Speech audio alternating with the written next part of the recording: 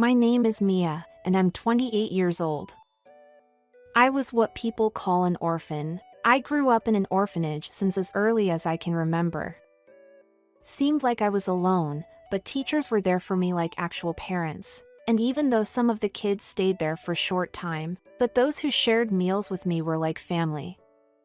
In the orphanage, teachers' hands were always full, so as we got older, we started to take care of the younger children and help with preparing meals.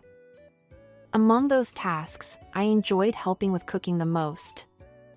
Even though it wasn't our choice to be in that situation as orphans, some kids were tend to look sad and unhappy when they returned from school. At those times, the food I made or helped to cook made them smile, and that made me happy to see them happy as well. That's why I liked cooking. Tonight is a celebration. Son's wife is in charge of cooking for 20 relatives and preparing drinks, so please enjoy it. I never expected to feel this way while cooking. I had just been discharged from the hospital where I gave birth to twins today, but I was already in my in-laws' kitchen, holding a knife in front of a massive pile of ingredients. My hands naturally started to move, but my stomach was hurting badly. My mind was not keeping up with the overwhelming situation. What is happening? What should I do now? I couldn't think clearly with my exhausted body and mind. In my fading consciousness, I heard my babies were crying, but I couldn't move. How did this happen?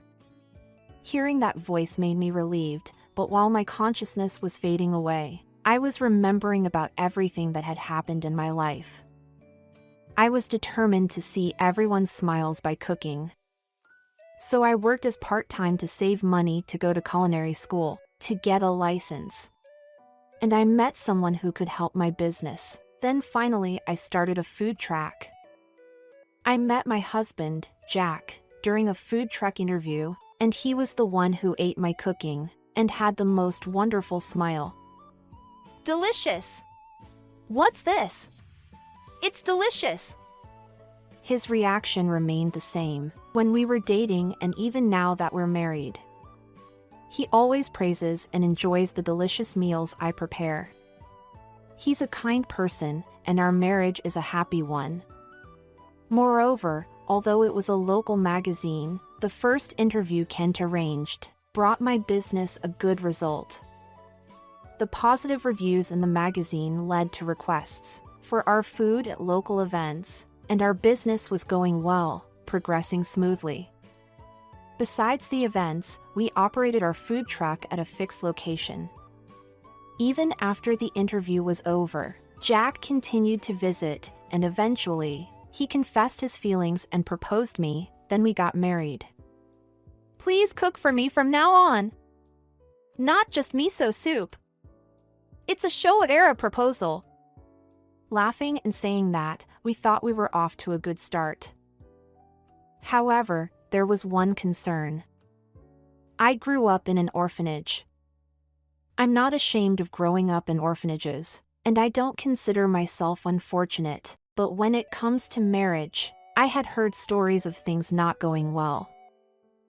Furthermore, in Jack's family, his father had passed away, and it was just Jack and his mother.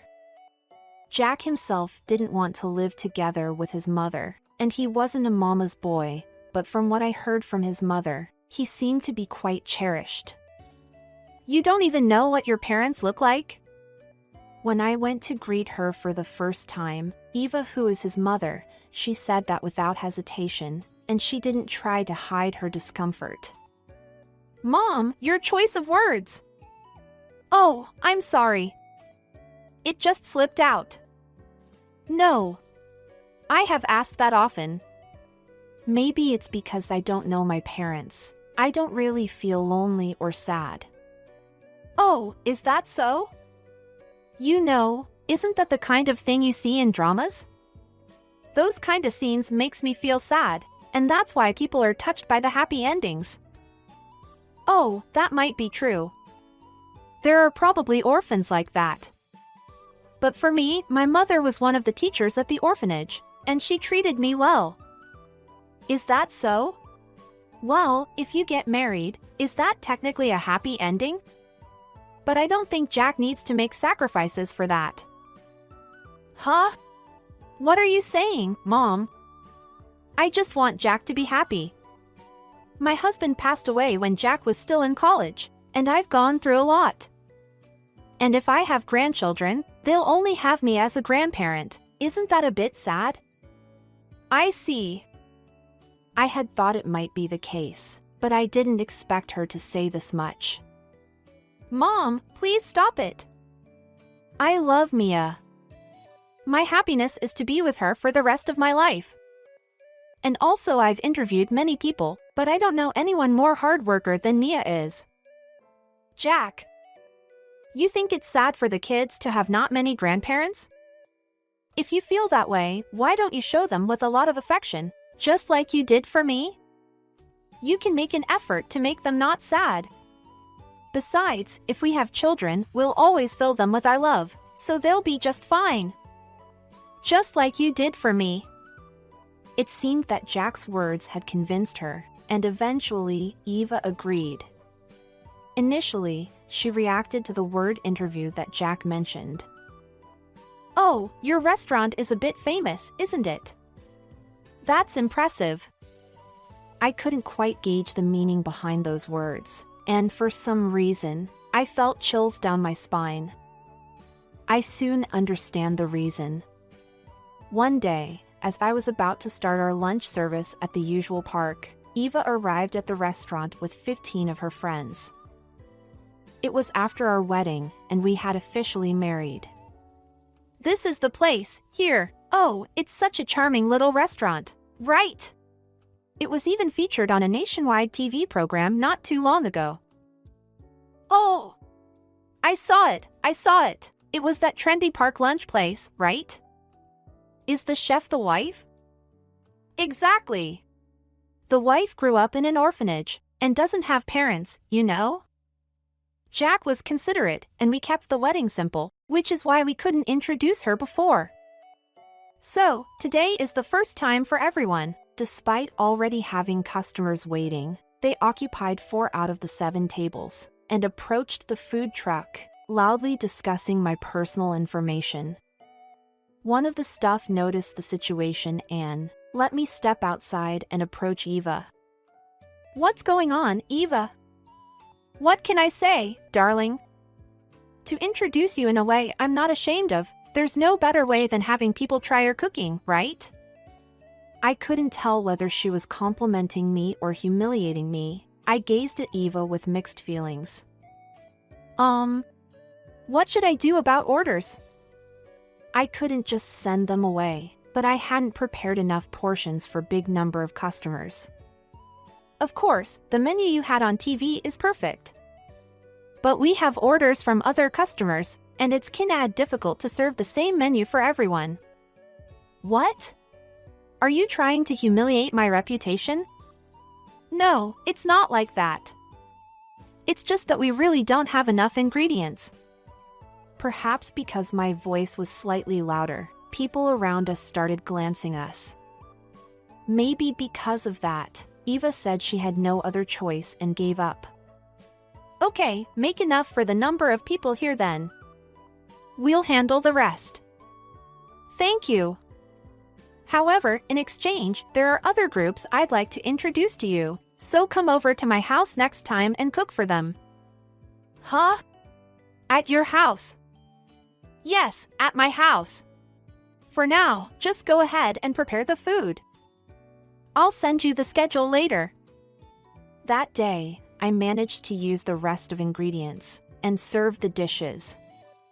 However, I thought that if something like this happened again, it might inconvenience the other employees and make the customers uncomfortable. So, I decided to go to Eva's house to cook, thinking that it wouldn't hurt to do it once. However, there was no payment, even for the ingredients. Since it was for many people, I at least wanted to cover the cost of the ingredients, but she said, "Even if you call yourself a chef, since you are cooking at my kitchen, you're just helping me out here, so you shouldn't expect any payment, right?" This is where you show if you are well brought up or not. It's not good to be so stingy. I was wondered how dare she say that. It would have been fine if it happened just once, but I was called twice a month. Even if it was a simple meal, there were almost 10 people every time, and this had been going on for half a year. I thought that if I talked to Jack, he would probably take my side. But because I don't have parents, so that at least I wanted Jack to have a good relationship with his own parents. I think Jack is here now because of Eva. When I thought about it that way, I didn't want them to have a bad vibes because of me. Nevertheless, I was physically exhausted because I was doing this on my days off. In the midst of all this, I fell seriously ill and had to postpone the lunch to go to the hospital, and I found out that I was pregnant. Yesterday, we had no choice but to go out for lunch because you weren't feeling well, but is it professional to cancel a reservation? The next day, Eva called me with angry voice. I'm sorry. Actually, I was only 2 months pregnant at the time, and I had hesitated to share the news, but considering the future, I thought it was better to talk about it rather than make excuses. A baby! My grandchild, right? Yes, that's right. I see. That's great! Eva's words made me think that she might not be a bad person after all. Thank you. So, when can we make up for today's meal? Huh? You're still only 2 months pregnant, right? You're already being a lazy, even though you're going to be a mother? I felt like I was overwhelmed. That maybe I was wrong, but I said, I'll talk to Jack. Jack, well, all right then. Take your time to settle down. Perhaps because of what happened when I met her the first time, Eva didn't say about it anymore. Moreover, my morning sickness only got worse after that. Even when I thought I was getting better, there were days when I couldn't move at all. So I could only help to develop the menu and accounting, but I handed off the actual operation of the food truck to other stuff. It was a cautious decision because I had twin by the time I reached the last month of pregnancy. Everything had stabilized, and I planned to have a natural birth. Jack. I think my water just broke. Huh? What?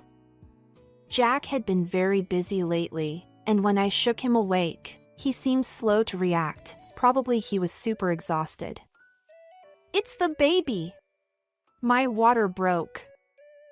I called the hospital and they told me to come. The hospital! Jack immediately woke up, grabbed the emergency hospital bag we had prepared just in case, and rushed to take me to the hospital. It happened a bit earlier than expected. What's more, due to water breaking, there wasn't enough for both babies, so they had to perform an emergency C-section. They're going to cut your belly. I'm sorry, and thank you. While I had been focused on ensuring the safe delivery of the baby, it appeared that Jack was concerned about me having a scar. They are our babies. I hope they're born healthy. When I smiled, Jack smiled me back. Following the instructions of the nurses and doctors, the babies were born one after another. They're born! When the babies cried for the first time, I could hear Jack's joyful voice from outside the operating room. It was a moment of happiness. Jack took the next day off as well and efficiently handled paperwork and stuff. As for me, my body was worn out and I couldn't move. Since it was a busy time at work for him, Jack sadly went back to the office on the 3rd day after babies were born. As for Eva, it seemed she said something when Jack told her that I had a C-section, and Jack told her not to come to the hospital. So she didn't come. However, due to that it was an emergency, I ended up staying in the hospital for 2 weeks. Unfortunately, Jack's important work commitments and my discharge date were at the same day. I'm really sorry. It's not your fault. But what should we do? Even if we call a taxi, we need 2 adults. If Mia is okay, my mother can help. I wondered why Jack was so worried. She might said something him to worry. But I didn't ask because I knew that whatever had been said before would likely affected my mood.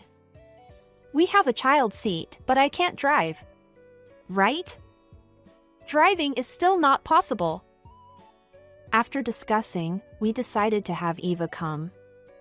As Eva had mentioned before, she is the only grandparent for the children, so we wanted her to meet babies and be there to watch over them kindly. Well, I was thinking when you will call me to meet babies, and finally did, but it's for me to drive. Who do you think you are? It was her first words to say. When she finally met her grandchildren, I started regret that I asked her for help. I didn't mean it that way. Well, one of them is a boy, so you accomplished your duty as a wife. Are you ready? I'm quite busy today, so let's get going. Without even looking at the kids' faces, Eva continued to complain, preparing to leave the room without taking anything with her. Huh? What? Oh, I'm sorry. I'll carry and hold the baby, so can you handle the luggage? You make me drive and also make me handle the luggage. I needed someone's help, obviously. She was keep saying so and so. Listening to that made my wounds in pain, and all I needed from Eva was to take me home. So, I held back my emotions. Jack had installed a child seat in Eva's car the day before, so putting the kids in was smooth. However, as we left the hospital, at the point where we should have made a right turn, she went straight. The road. Oh, it's fine. We're going to my place. Huh? Why? Why? Well, we have to show the baby to the relatives, right? They will come over in the evening, so make sure everything's ready. Didn't you promise to go straight home with Jack? You're so annoying. I did, but so what? They are my grandchild. I can do whatever I want. Her emotions started affecting her driving, and it was getting rough, so I had no choice but to keep quiet, thinking about the kids. I decided to call Jack once we arrived. That's what I endured. For now, let's take the kids inside. They don't move much yet, and it's good if you can see them from the kitchen, Eva said, leaving me with nothing but questions. See them from the kitchen? I asked. I had just given birth to twins through C-section, and I just got discharged from the hospital today.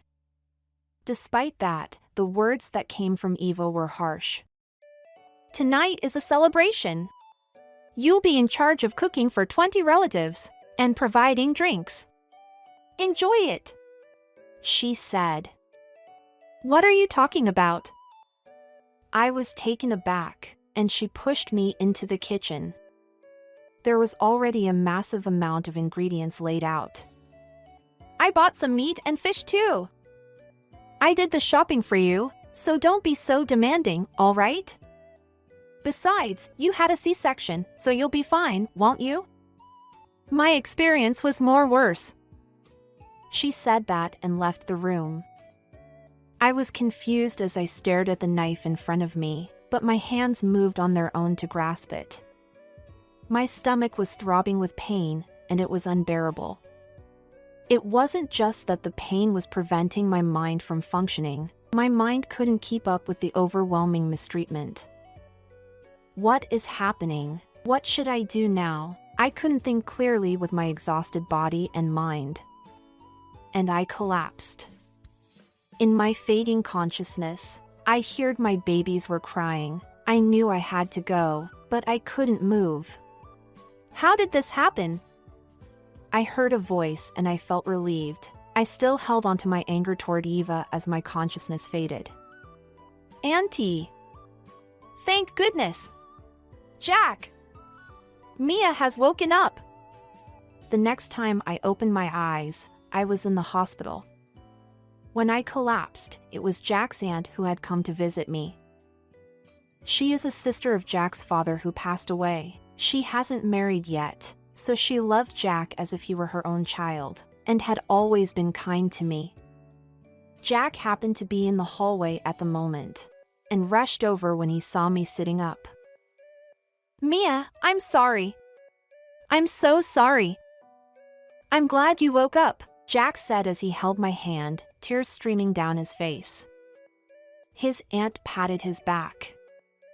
Actually, the doctor said there was no way you wouldn't wake up, but he was like this all day, Jack's aunt said. I see. Oh, my babies. I wanted to keep them by your side, but they were keep crying, so they are taken care of in the maternity ward at the hospital. That's a relief that they are safe. Then what happened? I can guess some of it, but it's hard to believe that something like that would happen. Can you tell me everything? I explained what had happened at the store, at the dinner party before I got pregnant, what happened in the car, and everything that happened today. As I telling the story, Jack's face changed increasingly clouded, but I told them everything. By the end, both of them faces were turning to red with anger. And it was clear that Jack was not just angry, but also feeling a deep sense of betrayal. Jack had trusted his mother, who had ultimately let him down. I was told that I still had some tests to do, so I remained hospitalized. Jack informed me that he was going to talk to his mother, and he left with his aunt. The following day, Jack and his aunt brought Eva to the hospital. She came with a red face and her battered appearance. She knelt down in apology. I'm truly sorry. It seemed more like she was apologizing, because she had no other choice rather than truly accepting responsibility. What are you apologizing for? The incident at the store? The dinner party? Trying to make me cook for 20 people on the day I was discharged? Huh? What's all this attitude? You're the one who should watch your attitude. Both Jack and I glared at her in silence, and she went to silent. I love cooking, and I became a chef because I enjoy making people smile with my food. So, beside what happened yesterday, I could endure it. Oh, so you'll forgive me then? She asked. Forgive you? About what happened yesterday? Are you even listening? There's no way I can forgive that, I responded. Huh? Worst case, what if I had lost my life? The kids might have lost their mother, you know? Don't be so dramatic. She is not being dramatic. Haven't you realized what you have done? When they returned to Eva's house yesterday, all relatives had gathered. Even though I had been taken to the hospital in an ambulance, Eva was enjoying sushi and alcohol with the relatives, saying that I was a weak and selfish who had left with babies. Jack confronted her vehemently after witnessing this, and relatives tried to stop him since they didn't know anything. But when Jack's aunt explained, they all started accusing Eva. Most of the relatives were from Eva's side, but they continued to blame in her direction. I wanted to get along with my grandchild's only grandmother, you, Eva. I wanted to be accepted, she said.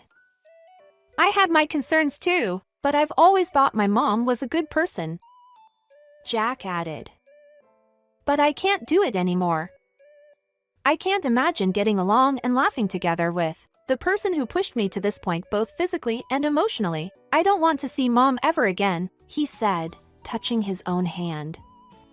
He didn't regret raising his hand, but still he felt some type of way about what he did to his mother, who had raised him so gently all these years.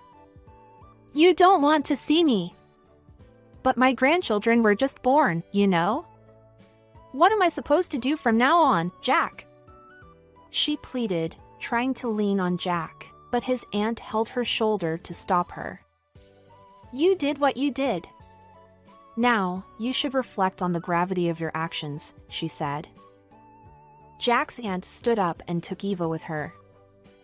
Jack was feeling down for a while and kept apologizing to me.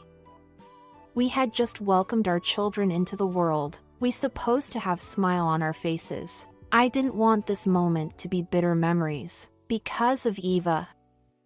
I had to stay in the hospital for a while to rest, was made Jack to more worry. However, it turned out that after I was taken to the hospital by ambulance, the neighbors had seen Eva. Moreover, she had been scolded by Jack's aunt for why a postpartum woman like me was found in the kitchen with a knife before collapsing. Rumors spread that all her bragging about me being the perfect daughter-in-law was actually part of her bullying, and she began to be labeled as the person who had pushed me to collapse. As a result, Eva were cut ties from relatives, and she started receiving cold looks from neighbors, making it impossible for her to go shopping. Because of that, she started to go for groceries at night to avoid these situations. Eventually, she couldn't stand with the circumstances and decided to sell the house and moving out. Unfortunately, the house didn't fetch a substantial amount because it was old. She couldn't trust people after that, couldn't go to a part-time job, and now lives a poor life on her pension. After a while, there was a day when Jack left without saying anything, shortly after receiving a call from the city hall regarding Eva. That night, he shared the story with me because we had promised not to keep any secrets from each other. Jack went to see Eva. He saw her in tattered clothes, walking wearily, but he couldn't bring himself to forgive her after realizing he might have lost me, and he returned without saying a word. I respected Jack's feelings and hugged his trembling shoulders. Now, I'm juggling the children every day, and my sleep still isn't stable. But soon, it will be time to start weaning them, and their expressions will continue to grow. While I did have some unpleasant memories from childbirth, I want to create many more beautiful memories with my family of 4, with delicious meals until those bad memories fade into the